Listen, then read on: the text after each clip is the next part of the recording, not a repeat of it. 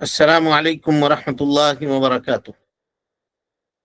إن الحمد لله نحمده ونستعينه ونستغفره ونعوذ بالله من شرور أنفسنا ومن سيئات أعمالنا. من يهده الله فلا مضل له ومن يضلل فلا هادي له وأشهد أن لا إله إلا الله وحده لا شريك له وأشهد أن محمدا عبده ورسوله.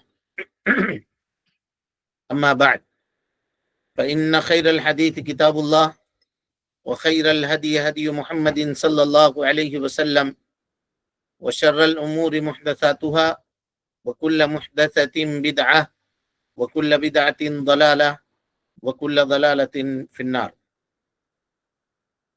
محترم حاضرین، سامعین و سامعات، حاضرین و ناظرات، کتاب الطہارہ کے اس درس میں ہم آپ تمام حضرات کا خیر مقدم کرتے ہیں.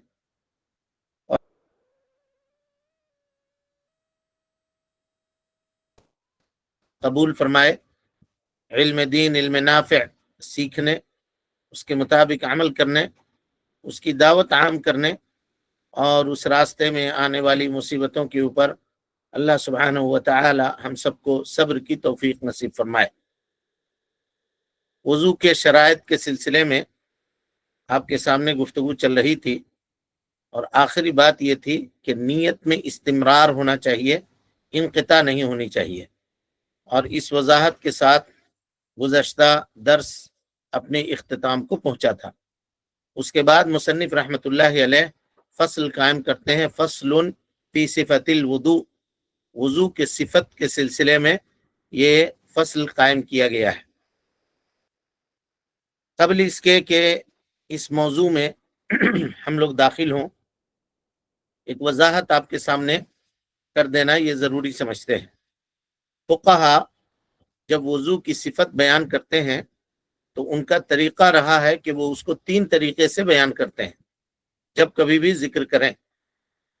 فقہا کی کتابیں جب آپ اٹھا کر کے دیکھیں گے اور فقہ کی کتابوں کو جب آپ پڑھیں گے تو اگر صفت وضو یعنی وضو کا طریقہ، صفت وضو بولے تو وضو کا طریقہ اگر وہ بیان کرتے ہیں تو وہ 3 طرح سے بیان کرتے ہیں. کس طرح اور کیسے کیسے بیان کرتے ہیں اس کو دیکھیے. سب سے پہلی چیز وہ کہتے ہیں صفت الوضو المجزی، یعنی ان اعمال کو وہ بیان کرتے ہیں جو اجزاء کے لیے، یعنی وضو اس کے ذریعے صحیح ہو جائے گا اور اس کا ذمہ اللہ رب العالمین کے نزدیک بری ہو جائے گا اور اس کا معاملہ درست ہو جائے گا. یہ صفت اس میں وہ صرف واجبات اور فرائض کا تذکرہ کرتے ہیں. وہ کہیں گے کہ وضو کرنے والا بسم اللہ کرے، نیت کرے اور اس کے بعد جو فرائض ہیں ان فرائض کا تذکرہ کرے یا فرائض کو لے کر کے آئے وہ کام کرے. اس طرح سے تو جو مجزی یعنی کافی ہو جائے گا اس کو بیان کرتے ہیں. دوسرا طریقہ ان کے بیان کرنے کا یہ ہے کہ وضو کے طریقے کو اجمالی طور پہ بیان کر دیتے ہیں، اجمالی طور پہ بیان کر دیتے ہیں اور اس کے بعد پھر تفصیلی مسائل کا تذکرہ کرتے ہیں، جیسے مصنف رحمۃ اللہ علیہ نے یہاں کیا ہے. پہلے وہ اجمالی طور پر صفتوں کو بیان کر دیں گے، پھر تفصیلی طور پر ایک ایک صفت کی طرف پلٹیں گے اور اس کی دلیل دیں گے. اور تیسری شکل ہے فقہا کے بیان کرنے کا جو طریقہ ہے وہ یہ ہے کہ وضو کے طریقے کو کامل اور مکمل طور پہ بیان کرتے ہیں اور کہتے ہیں کہ یہ اللہ کے نبی صلی اللہ علیہ وسلم کے وضو کرنے کا طریقہ تھا. اس میں وہ واجبات کا بھی ذکر کرتے ہیں، فرائض کا بھی ذکر کرتے ہیں، سنن کا بھی ذکر کرتے ہیں اور مستحبات کا بھی ذکر کرتے ہیں. تمام چیزوں کو ایک ساتھ ذکر کرتے ہیں. تو مصنف رحمۃ اللہ علیہ یہاں پر اجمالی طور پر صفتوں کا تذکرہ کریں گے اور اس کے بعد وضو کے سنتوں کا ذکر کریں گے. گویا وہ کہیں گے، یعنی وہ کہہ رہے ہیں زبان حال سے، زبان قال سے تو نہیں، زبان حال سے وہ یہ کہہ رہے ہیں کہ وضو کے من جملہ صفات یہ ہیں. اب اس کے اوپر آپ سنتوں کا اضافہ کر لیں تاکہ آپ کا وضو مکمل ہو جائے، آپ کا وضو مکمل ہو جائے. تو یہاں اجمالی طور پہ وہ بیان کر رہے ہیں، کہہ رہے ہیں وَهُوَ أَن يَنْوِي ثُمَّ يُسَمِّي. پہلے وہ نیت کرے، ظاہر ہے جو بھی وضو کرنے کے لیے جائے گا وہ نیت کرے گا. اور نیت میں ہم نے کہا تھا نیت المعمول لہو و نیت الفعل، یہ دونوں چیز ہونی چاہیے. وضو کر رہے ہیں تو کس کے لیے کر رہے ہیں؟ تقرب اللہ کے لیے، کسی کو دکھانے کے لیے نہیں، اللہ تعالی کی رضامندی کے لیے. یہ نیت المعمول لہو، کس کے لیے آپ عمل کر رہے ہیں. اور فعل کی بھی نیت، یعنی کس لیے وضو کر رہے ہیں، یہ دونوں نیت ایک ساتھ ہونا چاہیے. سب سے پہلے وہ نیت کرے، اور یہ ہم کہہ چکے ہیں اس سے پہلے کہ نیت دل کے ارادے کا نام ہے. کوئی الفاظ کے ذریعے سے نیت کرنا یہ بدعت ہے، اور اس طرح کے الفاظ یہ نبی صلی اللہ علیہ وسلم سے ثابت بھی نہیں ہے. پھر وہ بسم اللہ پڑھے، ثم یسمی یعنی بسم اللہ پڑھے. اور ہم آپ کے سامنے راجح بتا چکے ہیں کہ علماء کے صحیح قول کے مطابق بسم اللہ کا پڑھنا یہ واجب ہے. وضو سے پہلے بسم اللہ پڑھنا واجب ہے. اس کے بعد کہتے ہیں وَيَغْسِلُ كَفَّيْهِ، وہ آدمی کیا کرے، اپنے دونوں ہاتھوں کو دھوئے، دونوں ہاتھوں کو دھوئے. لیکن یہ دونوں ہاتھوں کا دھونا یہ مستحب ہے اور سنت ہے. ابتدا میں، شروع میں، غور سے سمجھیے، شروع میں. اس سے پہلے ہم کہہ چکے ہیں کہ فقہا یہ کہتے ہیں کہ ہاتھ کا دھونا وضو میں ایک مرتبہ فرض ہے اور ایک مرتبہ سنت ہے. تو سنت کب ہے؟ جب ابتدا میں آپ ہتھیلیوں کو دھو رہے ہیں. ان ہتھیلیوں کا ابتدا میں دھونا یہ سنت ہے. لیکن جب ہاتھ کے ساتھ اس کو دھوئیے گا، ہاتھ کی حد ہم لوگ کہاں سے متعین کیے؟ انگلی کے اس کنارے سے لے کر کے کہنیوں سمیت. اب جب اس میں آپ اس کو ملا کر کے دھوئیے گا تو اس کا دھونا یہاں پہ فرض ہوگا، اس کا دھونا فرض ہوگا. تو کہا کہ اپنے دونوں ہتھیلیوں کو دھوئے. اللہ کے نبی صلی اللہ علیہ وسلم نے دیہاتی سے کہا تھا، جس نے وضو کا طریقہ آپ سے پوچھا تھا، کہا تھا توضا کما امرک اللہ، اس طرح سے وضو کرو جیسے اللہ سبحانہ و تعالی نے تمہیں وضو کرنے کا حکم دیا ہے. اللہ کے نبی صلی اللہ علیہ وسلم سے ثابت ہے کہ آپ صلی اللہ علیہ وسلم نے اپنے دونوں ہتھیلیوں کو دھویا ہے. یعنی جن لوگوں نے، جن صحابہ نے اللہ کے نبی صلی اللہ علیہ وسلم کے وضو کے صفت کو ہم تک نقل کیا ہے، وہ سب کے سب اس بات کے اوپر متفق ہیں کہ اللہ کے نبی صلی اللہ علیہ وسلم نے وضو کی ابتدا کس سے کی؟ اپنے دونوں ہتھیلیوں کو دھونے. تو اب ان کا دھونا مستحب ہے، یہ واجب نہیں ہے. لیکن اگر کوئی آدمی نیند سے بیدار ہو رہا ہے تو اس کے لیے یہ واجب ہے. گفتگو انشاءاللہ اپنے مقام کے اوپر آئے گی. اس کے بعد وہ کہتے ہیں ثم یتمضمض ویستنشق، ترتیب کے ساتھ کلی کرے اور ناک میں پانی ڈالے، کلی کرے اور ناک میں پانی ڈالے. یہ فرض ہے جیسا کہ آپ پڑھ چکے ہیں. کہتے ہیں ثم یغسل وجہہ من منابت شعر الراس المعتاد، پھر اس کے بعد وہ اپنے چہرے کو دھوئے. کہاں سے کہاں تک؟ جہاں عام طور پر انسان کے سر کے بال نکلنے کی ابتدا ہوتی ہے. عادتاً یہ نہیں کہ اگر کسی آدمی کے سامنے سے بال اڑے ہوئے ہیں تو آدھے سر کو دھوئے گا، نہیں. یہ گفتگو آپ کے سامنے تفصیل سے ہم کر چکے ہیں، بس اشارہ کر رہے ہیں، آگے بڑھیں گے ہم لوگ جیسا کہ اس سے قبل آپ کو بتایا جا چکا ہے. اور سر، چہرے کا حد کہاں سے کہاں تک ہے؟ عادتاً انسان کے سر کے بال کے نکلنے کی جو ابتدا ہوتی ہے وہاں سے لے کر کے یہاں تک، ٹھڈی تک کا، یہ لمبائی میں، اور چوڑائی میں کان سے لے کر کے کان تک، کان سے لے کر کے کان تک، یہ سر کا جو ہے یہ حد ہے لمبائی میں اور چوڑائی میں. تو کہا کہ اس کو دھونے میں وہ سر کو پورے طور پہ، چہرے کو پورے طور پہ دھوئے. یہ اللہ کے نبی جناب محمد رسول اللہ صلی اللہ علیہ وسلم سے چہرے کے سلسلے میں وضو کے کرنے کے طریقے کے تعلق سے آپ سے یہ باتیں ثابت ہیں. اس کے بعد کہتے ہیں ولا یجزی غسل ظاہر اللحیہ الا اللہ یصف البشرہ. کہا کہ کوئی آدمی اگر وضو کر رہا ہے اور ایسی صورت میں وہ صرف اپنی داڑھی کو دھوتا ہے اور چمڑے کو نہیں دھوتا تو ایسی صورت میں اس کا وضو نہیں ہوگا. یہ کس شخص کے لیے؟ اس شخص کے لیے جس کے داڑھی کے بال گھنے نہیں ہیں، داڑھی کے بال جس کے گھنے نہیں ہیں، تو اس کا اندر کا جو چمڑا ہے وہ نظر آ رہا ہے بالوں سے، تو ظاہر ہے جب وہ نظر آ رہا ہے تو اس کا دھونا ضروری ہے. چمڑے کو بھی دھوئے وہ साथ में पानी लगाए और चमड़े को भी धोए और दाढ़ी के बालों को भी धोए। किस शख्स के लिए? उसके लिए जिसके दाढ़ी के बाल जो है वो घने नहीं है। लेकिन जिसके दाढ़ी के बाल घने हैं और पूरे तौर पे चमड़ा उससे ढका हुआ है, जिसको कहते हैं लिहयतुन कसीफा, कस्सा भी कहा जाता है, कसीफा भी और कस्सा भी, सा से, खूब घनी दाढ़ी है और अंदर का जो चमड़ा है वो नजर नहीं आता, तो अब उसको अंदर के जिल्द को धोने की जरूरत नहीं है, बल्कि वो दाढ़ी के ऊपरी हिस्से को मुकम्मल तरीके से, जहां तक दाढ़ी लंबी है, मुकम्मल तरीके से अगर उसको धो लेता है तो उसके चेहरे के धोने का जो फर्ज है वो अदा हो जाएगा, चेहरे के धोने का फर्ज अदा हो जाएगा। तो कहा कहते हैं कि अगर कोई आदमी मुल्तही है यानी दाढ़ी वाला है तो उसकी हालत दो सूरतों से खाली नहीं है। पहली सूरत यह है कि उसके पास खफीफ दाढ़ी हो, खफीफ माने हल्की, बहुत घनी दाढ़ी नहीं है, तो ऐसी सूरत में दाढ़ी के बाल के साथ साथ चमड़े को भी, अंदर का जो जड़ है और जड़ जो चमड़ा है का, उसको भी धोना जरूरी है उसके लिए। और दूसरी हालत दाढ़ी वाले की ये होगी कि खूब घनी दाढ़ी है उसकी, तो अब जाब्ता ये है, घनी दाढ़ी का जाब्ता क्या है? कोई पूछेगा क्या जाब्ता है, तो कहिएगा कि दाढ़ी के ऊपर से उसके चमड़े ना नजर आते हो, जहां दाढ़ी उगी हुई है का नीचे का चमड़ा उसका ये जाहिर ना होता हो दाढ़ी के ऊपर से, तो का उसको कहेंगे कि इसकी घनी दाढ़ी है। ऐसी सूरत में वो शख्स अगर सिर्फ अपने दाढ़ी के ऊपरी हिस्से को और जो दाढ़ी उसकी लंबाई में है उसको पूरे को धो लेता है तो उसका वजू दुरुस्त होगा और सही होगा, और उसको बहुत चमड़े तक, अंदर तक पानी पहुंचाने की जरूरत नहीं है।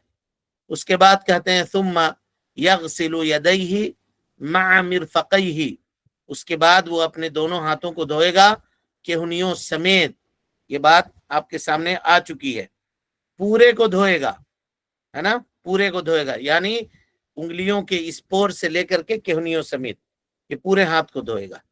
उसके बाद कहते हैं वला यदुर्रु वस्खुन यसीरुन तहत दुफर व नहविही, कि अगर नाखून के नीचे थोड़ा बहुत गंदगी अगर लगी हुई है, वस्ख है, कुछ गंदगी है, जाहिर है अगर आदमी का नाखून थोड़ा बड़ा है और वो कामकाज करता है तो ऐसी सूरत में कुछ न कुछ चीजें नाखून के नीचे बाकी होती हैं। अब वो वजू कर रहा है तो जाहिर है उस हिस्से में वो पानी नहीं पहुंचेगा जहां तक वो गंदगी वगैरह लगी हुई है, तो कहते हैं अगर थोड़ी बहुत है तो उससे इंशाअल्लाह कोई हरज की बात नहीं है। ये हम इससे पहले भी आपको बता चुके हैं कि अगर एक आदमी पेंट करने वाला है, उसका काम है कि वो पेंट करे, तो उन लोगों को देखिएगा कि उनके नाखूनों के ऊपर और इधर नीचे के हिस्से में पेंट जो है वो लग जाते हैं, उसको छोड़ा नहीं सकते। कहा कि इसको छोड़ाना है तो कहा कि अब चमड़ा निकालना पड़ेगा, जहां तक जितना हमने छोड़ाना था उतना उतना अलग कर दिया, उनको हटा दिया, तो कहा वो हिस्सा बहालत मजबूरी माफू अनहु है। लेकिन अब अगर कोई खातून कहेगी कि हम नेल पॉलिश इस्तेमाल करते हैं और उस हिस्से में नेल पॉलिश निकलता नहीं है, तो हम उसको कहेंगे आपके लिए माफू नहीं है। कहा कि आप सिंगार के लिए यूज कर रहे हैं और वो उसकी जरूरत है, दोनों में फर्क है, तो आप ऐसा इस्तेमाल कीजिए कि जो निकल जाए आसानी से निकल जाए। पर्दा, लिबास और ज़ेबो ज़ीनत के अहकाम और मसाइल जहां हमने पढ़ाए थे वहां पे तफसील से इन वाकयात की जानिब आपकी रहनुमाई की थी। तो कह रहे हैं कि अगर थोड़ी बहुत गंदगी नाखून के नीचे अगर लगी हुई है और वो आदमी हाथ धो रहा है और पानी उस हिस्से तक नहीं पहुंच रहा है, तो कहते हैं ऐसा माफू है, शरीयत ने उसको माफ कर दिया है, उतनी उसकी उस पर उसका मुआखजा नहीं होगा। का दलील क्या है? कहते हैं कि शरीयत आम तौर पर इतनी चीजों को माफ कर देती है। का ऐसा नहीं, दलील दीजिए। का दलील यह है कि अगर आदमी इस्तिजमार करता है, इस्तिजमार माने ढेले का इस्तेमाल करता है, तो ढेले के इस्तेमाल करने के बाद वो चाहे जितनी भी सफाई की कोशिश कर ले, कुछ न कुछ हिस्सा उसका बाकी रहेगा, पूरे तौर पर वो साफ नहीं होगा। जिस तरह से पानी से आदमी अपनी सफाई करता है, इस्तिंजा करता है, जिस तरह से सफाई होती है ढेले से कभी नहीं हो सकता। का बावजूद इसके शरीयत ने उस कलील चीज को माफ कर दिया। क्यों? कि आदतन ऐसा किया जा सकता है। ये दलील है کہ اگر ناخن کے نیچے تھوڑا بہت کچرا لگا ہوا ہے تو ایسی صورت میں وہ معفو عنہ ہے، یعنی اس کا نکالنا اور اس کو صاف کر کے دھونا یہ ضروری نہیں ہے۔ اور دوسری دلیل وہ لوگ یہ دیتے ہیں کہ یہ عموم بلوا ہے۔ عموم بلوا کا مطلب اللہ کے نبی صلی اللہ علیہ وسلم کے زمانے میں بھی یہ چیز پائی جاتی تھی، اور اس سے بچنا، تحرز کرنا یہ ناممکن ہے، اور ہمارے دین اور ہماری شریعت کا یہ اصول ہے کہ جہاں پہ عموم بلوا ہو، یعنی ہر آدمی کے ساتھ یہ معاملہ پیش آنے والا ہو اور انسان کے ساتھ ہمیشہ یہ چیز پیش آتی ہو جس سے اس کا بچنا بہت مشکل ہو، تو شریعت وہاں پہ تخفیف کرتی ہے۔ اسی لیے اللہ کے نبی صلی اللہ علیہ وسلم نے بلی کے متعلق کہا انہا لیست بنجس انہا من الطوافین علیکم او الطوافات، کہ بلی یہ ناپاک نہیں ہے، یہ تمہارے گھروں کا چکر لگانے والی ہے۔ اگر بلی کو ناپاک کر دیتے تو آج لوگ کتنے پریشان ہوتے، کبھی بستر پہ بیٹھ جاتی ہے، کبھی برتن میں منہ ڈال دیتی ہے، کبھی کھاتے وقت آپ کے قدموں میں آ کر کے لپٹ جاتی ہے، بہت سارے معاملات، جبکہ آپ کو معلوم ہے کہ وہ بلی کبھی چوہے کھاتی ہے اور دوسری چیزیں کھاتی ہیں، ہڈی وغیرہ کھاتی ہے، کبھی کبوتر پکڑ کے، کبھی مرغی پکڑ کے وہ کھا لیتی ہے۔ ایسی صورت میں خون وغیرہ اس کے منہ میں لگتا ہی ہے، باوجود اس کے اللہ کے نبی صلی اللہ علیہ وسلم نے کہا انہا لیست بنجس انہا من الطوافین علیکم او الطوافات۔ تو اس سے یہ پتا چلا کہ جو چیز عام ہو جاتی ہے، شریعت کی تخفیف وہاں پر آتی ہے، اور شریعت نے ان چیزوں کو معاف کیا۔ اسی لیے کہتے ہیں کہ اگر ناخن کے نیچے تھوڑی بہت گندگی باقی ہے اور اس پر کوئی آدمی وضو کر لیتا ہے تو شریعت نے اتنے کو معاف کر دیا ہے، اس کو صاف کرنے کی ضرورت نہیں ہے۔ پھر کہتے ہیں ثم یمسح جمیع ظاہر رأسہ من حد الوجہ الى ما یسمى قفا والبیاض فوق الاذنین منہ، پھر اس کے بعد اپنے ظاہری سر کا مکمل طریقے سے مسح کرے۔ ظاہر کہہ کے یہ بتلا دیا کہ صرف سر کے بالوں کا مسح کرنا ہے۔ جس آدمی کے پاس سر میں بال ہیں تو وہ بال کا مسح کرے گا، اور جس آدمی کے پاس سر میں بال نہیں ہے، ظاہر ہے جو چمڑا ہے اس کے اوپر وہ مسح کرے گا۔ سر میں بال نہیں ہے تو دھونے کی ضرورت نہیں ہے، چمڑے کے اوپر جو چمڑا باقی ہے اس چمڑے کے اوپر وہ مسح کرے گا۔ لیکن اس کا حد کیا ہے؟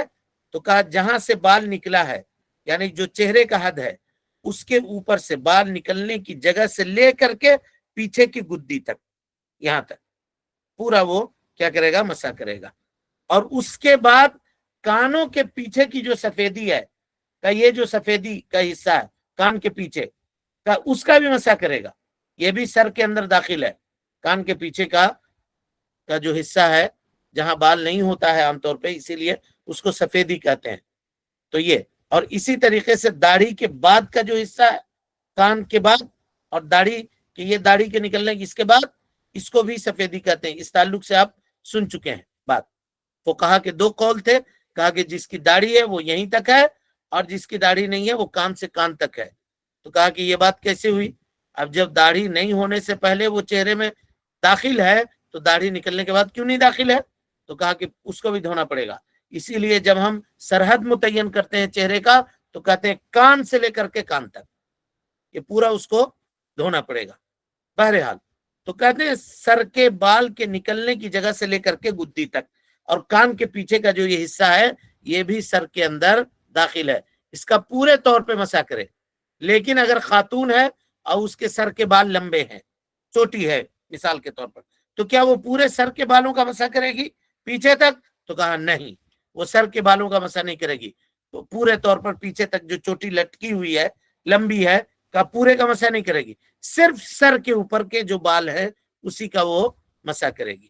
اس سلسلے میں ابھی دلیل آپ کے سامنے انشاءاللہ بیان کی جائے گی۔ کہتے ہیں کہ وہ اپنے ظاہر سر کا مسح کرے، اور اس کے حد کو ہم نے آپ کے سامنے بیان کر دیا، اور یہ بھی بتلا دیا کہ کان کے پیچھے کا جو حصہ ہے، یہاں جو سفیدی ہے، بال نہیں ہوتے ہے اس مقام پہ، کا یہاں پہ بھی مسح کیا جائے گا۔ لیکن خاتون کے لیے جو سر کے بال یا اس کی چوٹی جو لمبی ہے کا اس کے اوپر مسح نہیں کرنا ہے۔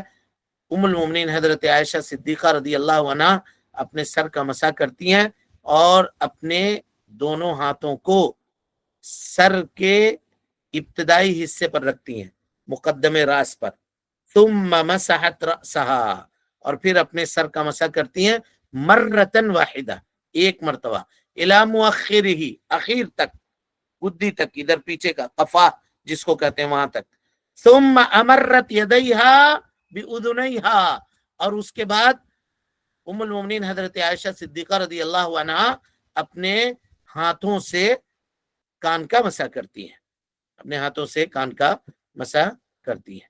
تو یہ مسح کی صفت ہے جو ام المومنین حضرت عائشہ صدیقہ رضی اللہ عنہا سے مروی ہے۔ فقہا کہتے ہیں کہ اگر جو چوٹی لٹکی ہوئی ہے اس پر بھی مسح کرنا ہوتا تو ام المومنین حضرت عائشہ صدیقہ رضی اللہ عنہا وہ کر کے دکھلا دیتی، جبکہ آپ نے ایسا نہیں کیا۔ اس کے بعد مصنف کہتے ہیں وَيَدْخُلُ سَبَّابَتَيْهِ فِي سِمَاخَيْ أُذُنَيْهِ وَيَمْسَحُ بِإِبْهَامَيْهِ ظَاهِرَهُمَا، پھر وہ اپنے دونوں انگلیوں کو، ان انگلیوں کو، اس کو سبابہ کہتے ہیں، ان دو انگلیوں کو اپنے کان کے سوراخ میں داخل کرے، اور اس کے بعد یہ جو دو موٹی انگلیاں ہیں جس کے ذریعے سے انسان انگوٹھا لگاتا ہے، کہ اس کو کان کے پیچھے رکھے، کان کے پیچھے کے حصے کا مسح ان انگلیوں سے کرے، ابہام سے، اور کان کے اندرونی حصے کا مسح وہ یہ دو انگلیوں سے جس کو سبابہ کہتے ہیں اس سے کرے، اور دونوں ایک ساتھ کرے، دائیں ہاتھ سے دائیں کان کا اور بائیں ہاتھ سے بائیں کان کا مسح کرے۔ یہ اللہ کے نبی جناب محمد رسول اللہ صلی اللہ علیہ وسلم سے ثابت ہے۔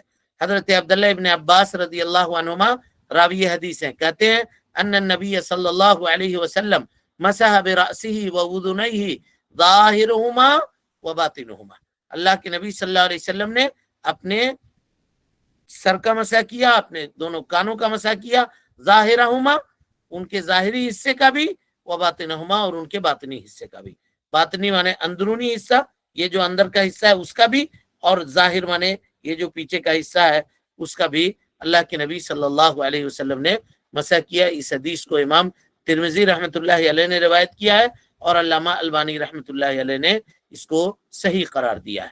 اسی طریقے سے ابن ماجہ کی روایت ہے اور ابن حبان کی، کہتے ہیں فَمَسَحَ بِرَأْسِهِ، اللہ کے نبی صلی اللہ علیہ وسلم، فَمَسَحَ بِرَأْسِهِ، اللہ کے نبی صلی اللہ علیہ وسلم نے اپنے سر کا مسح کیا، وَأُذُنَيْهِ، اور اپنے دونوں کانوں کا مسح کیا، دَاخِلَهُمَا بِالسَّبَّابَتَيْنِ، داخلی کان کے اندرونی حصے کا مسح ان دو انگلیوں کے ذریعے۔ اور سبابہ اسی لیے اس کو کہتے ہیں جی کہ اسی سے آدمی اشارہ کرتا ہے، اسی سے آدمی اشارہ کرتا ہے، اسی سے بولتا ہے تم نے ایسا کیا، تم نے ایسا کیا، تو سبابہ اس وجہ سے اس کو کہتے ہیں۔ اب بعض لوگ اردو میں کہتے ہیں شہادت کی انگلی ہے یہ، کہ اسی لیے کہ تشہد میں آدمی اس انگلی کو اٹھاتا ہے، اشہد اللہ الہ الا اللہ کہتے ہوئے اٹھاتا ہے، لیکن اشہد اللہ پہ صرف اٹھانا نہیں ہے، ہر جگہ پہ جہاں جہاں دعا ہے وہاں وہاں اٹھانا ہے۔ انشاءاللہ صفت الصلاۃ میں اس کی وضاحت آپ کے سامنے آئے گی۔ تو کہا کہ اپنے کان کا اللہ کے نبی صلی اللہ علیہ وسلم مسح کرتے تھے سبابہ کے ذریعے سے کان کے اندرونی حصے کا، وخالف بإبہامیہ الی ظاہر اذنیہ، اور اللہ کے نبی صلی اللہ علیہ وسلم نے اپنے ابہام یعنی ان انگلیوں کے ذریعے سے جس سے آدمی انگوٹھا لگاتا ہے کان کے باہری حصے کا مسح کیا، فمسح ظاہرہما وباطنہما، کان کے ظاہری حصہ اور کان کے باطنی حصہ دونوں کا مسح کیا۔ تو یہ اللہ کے نبی صلی اللہ علیہ وسلم سے مسح کرنے کی صفت ہے۔ ابھی صرف اجمالی طور پہ تذکرہ ہو رہا ہے، یہ یاد رکھیے گا، تفصیل ابھی اور آ رہی ہے، ہر ایک کی تفصیل اور اس کے اوپر تدلیل یعنی دلیل پھر بعد میں ذکر کریں گے۔ اس کے بعد کہتے ہیں ثم یغسل رجلیہ مع کعبیہ وہما العظمان الناتیان، پھر اس کے بعد اپنے پیر کو دھوئے، اور پیر کو دھوئے یعنی ٹخنوں سمیت دھوئے، اور ٹخنا کہتے ہیں کہ انسان کے پیر کے یا پنڈلی کے آخری حصے میں دونوں جانب قدم سے اوپر دونوں جانب جو ابری ہوئی ہڈیاں ہیں اس کو کہتے ہیں کعب، اس کو کعب کہتے ہیں، اور اسی سے ہے کعبین، دونوں جانب کے ہڈیوں کو کعبین کہتے ہیں۔ اور ہم نے اس سے پہلے بھی بتلایا تھا کہ اس کو سمجھنے میں مغالطہ ہوا لوگوں سے۔ اب جب کعبین کا لفظ آتا ہے تو وہ کہتے ہیں کہ ایک پاؤں میں ایک کعب اور ایک پاؤں میں ایک کعب، اسی لیے امام حنیفہ رحمۃ اللہ علیہ کعبین سے مراد لیتے ہیں पाँव की वो हड्डी जहां पर आदमी अपने जूते का तस्मा बांधता है, जूते का जो रिबन है, जो जो जूते का लेस जिसको आप कहते हैं, उसको बांधने की जो जगह है का वहां जो कदम के ऊपर उभरी हुई हड्डी है कदम के पीठ पर, तो कहते हैं कि ये हड्डी मुराद है, यह हड्डी मुराद है। इसीलिए हमने इससे पहले भी कहा था, हाजियों को वो कहते हैं कि सैंडल वगैरह नहीं पहन सकते हालत एहराम में, क्योंकि ये हड्डी खुली रखनी है। तो कैसे उसको खुला रखेंगे? कहते हैं कि हवाई चप्पल पहनो। और बहुत सारे लोग जिनको आदत नहीं होती है हवाई चप्पल, रबर वाली चप्पल पहनने की, वो पहन करके जाते हैं और उसका पाँव वगैरह कट जाता है, वो तकलीफ उठाते हैं। हालांकि वो मुराद नहीं है। कैब से मुराद या कैबैन से मुराद पाँव की उभरी हुई वो हड्डी है जो पिंडली के आखिर में और कदम में, ये दोनों को जोड़ने वाली जो जगह है वहां पे निकली होती है। और एक पाँव में कैबैन है, क्योंकि एक हड्डी इधर निकली होती है पाँव के बाहरी जानिब, और हड्डी का थोड़ा सा हिस्सा इधर निकला होता है पाँव के दाखिली जानिब। तो ये इधर की एक हड्डी, इधर की एक हड्डी, इसको मिला करके कैबैन कहा। तो दो टांग में 4 कैब होंगे, तो इसको समझिएगा। तब उसके समेत जो है पाँव को धोना है। अब उसके बाद कहते हैं फसलुन, फिर यहां से एक फसल कायम कर रहे हैं और अब कह रहे हैं कि वुजू की जो सुन्नत है वो 18 सुन्नतें हैं। सुननुल वुदू 18 सुन्नतन, वुजू के कितने सुन्नत है जी? का 18 सुन्नत है। अब हर एक सुन्नत को अलग अलग बयान कर रहे हैं। अभी इजमाली तौर पे आपके सामने वुजू का तरीका बतला दिया। अब पूरी सुन्नत के साथ अल्लाह के नबी सल्लल्लाहु अलैहि वसल्लम कैसे वुजू करते थे उस सिफत की वजाहत आपके सामने करेंगे इजमाली तौर पर बयान करने के बाद। कहते हैं इस्तिकबालुल क़िबला, सबसे पहले क्या करे? वुजू करने वाला किबले का इस्तकबाल करे, ये सुन्नत है, ये सुन्नत है। अक्सर उलमा ने सुन्नत वुजू में इसका जिक्र किया है, अक्सर उलमा ने, बल्कि हनफिया एकदम बहुत जोर दे करके इसको जिक्र करते हैं। कहते हैं कि वुजू करने से पहले आदमी को चाहिए कि किबला रुख हो जाए, किबला रुख बैठ करके वुजू करे। लेकिन इस सिलसिले में कोई दलील वाज़े मिलती नहीं है।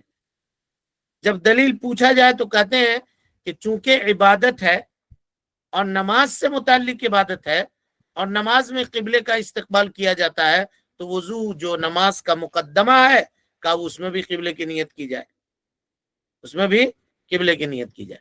लेकिन तहकीक से जो बात सामने आती है वो ये है कि वुजू किबला रुख होकर के करना, और खास करके इंसान उधर ही मुंह करके बैठे तब जाकर के उसका वुजू होगा, या उसका वुजू अफजल होगा वो किबले की तरफ मुंह करके बैठता है। ऐसा कस्द करके करना, तहर्री करना वुजू में, ये दुरुस्त नहीं है और ये सुन्नत नहीं है। बल्कि जैसे उसको मयस्सर हो, जिधर उसका चेहरा हो वो वुजू करे। अल्लाह के नबी सल्लल्लाहु अलैहि वसल्लम से ये बात कहीं भी साबित नहीं है कि आप तअम्मुद करके, यानी जानबूझ करके पूरे तौर पर किबला तलाश करके उधर मुंह करके बैठते थे वुजू करते वक्त। अगर इसको अल्लाह के नबी सल्लल्लाहु अलैहि वसल्लम किए होते तो सहाबा किराम रिजवानुल्लाहि अलैहिम अजमईन इसको नकल करते। जबकि आप दवावीन सुन्नत के सफहात को खंगाल जाइए, कहीं भी ये बात नबी सल्लल्लाहु अलैहि वसल्लम से सहाबा ने नकल नहीं की है कि आप सल्लल्लाहु अलैहि वसल्लम किबला रुख होकर के वुजू करते थे, या वुजू करने से पहले किबला तलाशते और पूछते थे कि किधर किबला है भाई, बताओ हम बैठेंगे उधर ताकि हम वुजू करें। और न कभी ऐसा ये मामला हुआ जिसको सहाबा नकल कर रहे हो। तो इससे ये पता चला कि किबले की तरफ मुंह करके बैठ करके वुजू करना ये सुन्नत नहीं है। इंसान जिधर मयस्सर हो, जिस जानिब रुख करके बैठ करके वुजू करना उसके लिए मयस्सर हो, या खड़े होकर के वुजू करना उसके लिए आसान हो, वो उधर ही करे, चाहे किबले की जिहत पर हो चाहे किबले के अलावा जिहत के ऊपर हो, दोनों बराबर है। उसके बाद कहते हैं वस्सिवाक, सिवाक माने मिसवाक। वुजू के वक्त मिसवाक करना सुन्नत मुअक्कदा है, और इस सिलसिले में बहुत तफसीली गुफ्तगू हम लोग पढ़ चुके हैं मिसवाक के बारे में। तो पहले सुन्नत ये बयान कर रहे हैं किबले रुख हो करके वुजू करना, ये बात दुरुस्त नहीं है। मिसवाक वाली बात ये सही है। अब उसके बाद कहते हैं कि वह غسل الکفین ثلاثا، اپنے دونوں ہتھیلیوں کو 3 مرتبہ دھونا، 3 مرتبہ دونوں ہتھیلیوں کو دھونا۔ یہ کس کے لیے ہے جی؟ یہ اس شخص کے لیے ہے جو نیند سے بیدار نہیں ہوا ہے، جو نیند سے بیدار نہیں ہوا ہے۔ اگر کوئی شخص نیند سے بیدار ہوا ہے تو اس کے لیے ہاتھ دونوں ہتھیلیوں کا دھونا علماء کے صحیح قول کے مطابق واجب ہے، صحیح قول کے مطابق، ٹھیک ہے۔ حدیث میں جو علت بیان کی گئی وہ کہا گیا اذا استيقظ احدكم من نومه فلا يغمس يده في الينا حتى يغسلها ثلاثا، کہ تم میں کا کوئی آدمی اگر نیند سے بیدار ہو تو اپنے ہاتھوں کو برتن میں نہ ڈالے یہاں تک کہ اس کو 3 مرتبہ دھو لے۔